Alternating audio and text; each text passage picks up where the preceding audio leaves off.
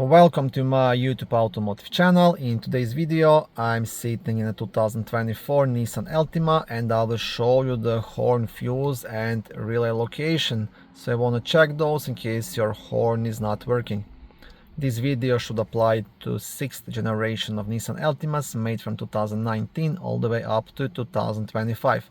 Also, if this video was helpful, please consider supporting the channel by liking the video, subscribing to the channel or becoming a channel member.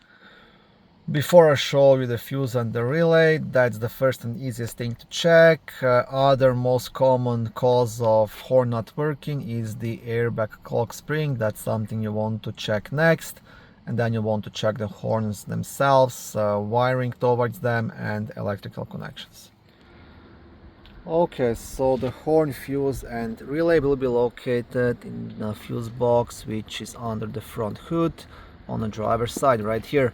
Now to remove this cover you have a couple of clips. You'll have one here, you'll have two on this side and one here. So you want to press on each of them and lift up. Ideally you will do this with both of your hands.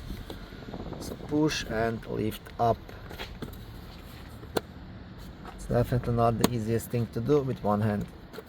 Okay, I got the cover off. On the back side of the cover there is a small fuse diagram and here you have access to all of the fuses. Horn fuse will be this 15 amp blue fuse located right here, and this is the horn relay. Thank you for watching this video. I hope it was helpful and educational. If it was, please like it and consider subscribing to my YouTube automotive channel. On my channel there is lots of how-to videos, do-it-yourself videos, car reviews, product reviews and other similar automotive topics.